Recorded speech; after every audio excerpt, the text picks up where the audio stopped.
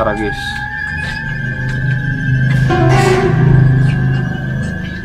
Yung mga paps, ito kasing snow pork. Ano yan, Shih Tzu na may lahing Jack Russell, kaya sobrang ano yan, sobrang hyper. Eh ang problema, siguro mga pang-5 beses na to na kumagat ng palaka na malaki, kaya delikado. Ay nangyari sa kanya. So ngayon, kala ko okay na eh, kasi nung last time tumigas yung panga niyan eh. So ano bang first aid natin dyan? Painumin natin ng itlog na may asukal, kasi may toxic pa rin sa bibig niya eh. Kinakagat niya yung yung gilid, tapos siya nanginginig. Pork! Pork! Marami na rin tong nasuka eh, pero kulang pa rin. Actually, aso to ni Third, yung bunso namin, sa kanya talaga to sinupork. Eh, umalis siya, nag-aaral na ngayon sa Manila, kaya ako muna na nag-aalaga, si Mama. Eh, nagulat nga ako, natutulog pa ako kanina. Ginising ako. At ito raw sinupork, nakagat na naman ng palaka. So tara, bigyan natin ng first aid.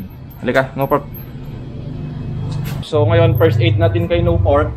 Parang pang 5 beses niya nang itong kumain ng palaka. Yan talaga yung delikado sa mga aso natin pag nasa labas. So banlawan muna natin siya.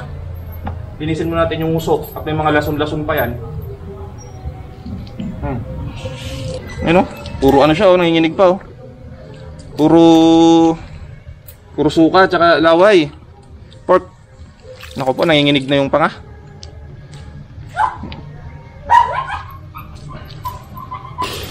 Tapos ito, first aid lang na ginagawa ko. Ito white egg lang to. Tapos nilagyan ko lang ng asukal. Tapos syringe ito kasi matigas na yung panga na to eh. Minsan dumitigas yung panga niya. Buti nga ngayon hindi masyado eh. Yan, yan lang ibibigay natin. Sa gilid lang ha, papadaan nyo lang sa gilid. Sulok. Ano? Sige, ano naman?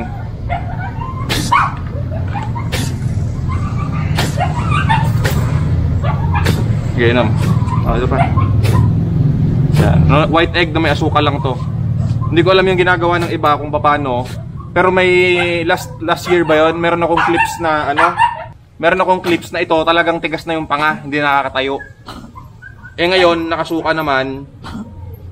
Susuka pa to guys. Yun lang yung pasukahin nyo.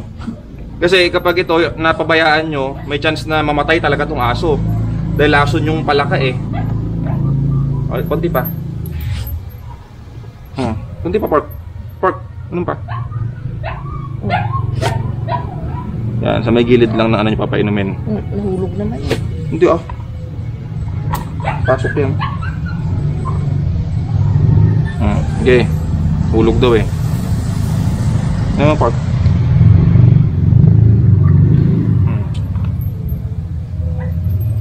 Ayan, may papasok yan. Ayan, kaya nyo magsuka. Nagsuka na to kanina eh. Actually mga pop, share ko lang sa inyo.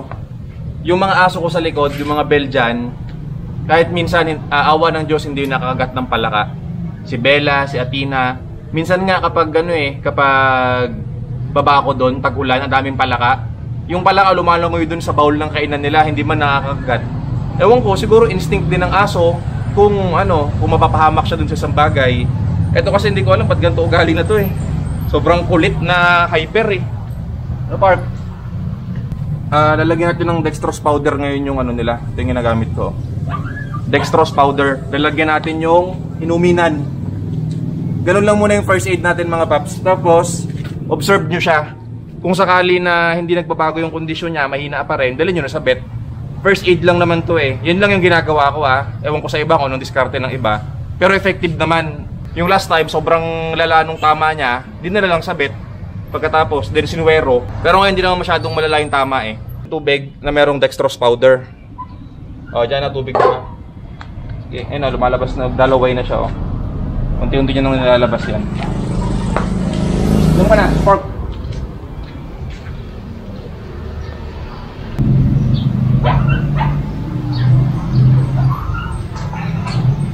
Yan ka na.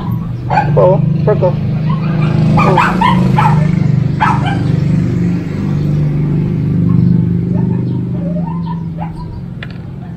Napakatigas kasi ng ulo ng aso nito. Sa mga aso dito, ito ang pinakamakulit eh. Tsaka matigas sa ulo. Mas matigas pa ulo na ito dun sa mga malalaki. Yan, inumin, lunukin. Okay na mga paps. Shout out kay Third. Yung aso mo, muntik na naman mamatay. Hindi ka na dito. Hindi na. Okay na. Inom mo na tubig. Update ko kayo mamaya kung anong magiging lagay ni No Pork. Ito kasi sobrang kulit mo eh. Sarap mong pingutin sa nguso eh. Pork! Hoy! Wala. Ano pa rin siya? Lutang pa rin.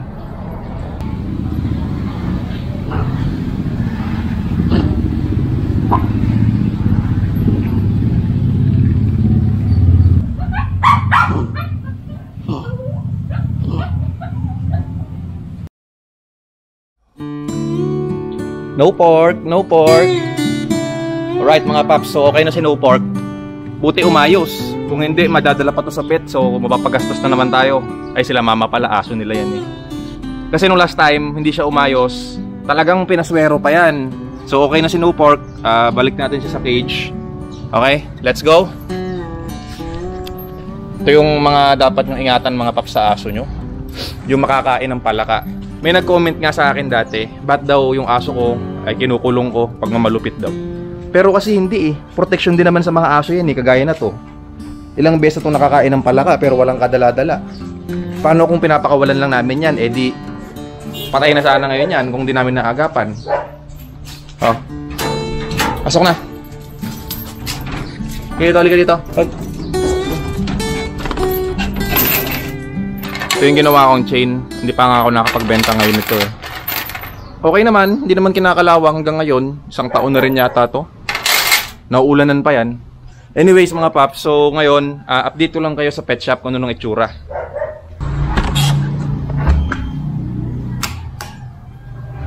Yan.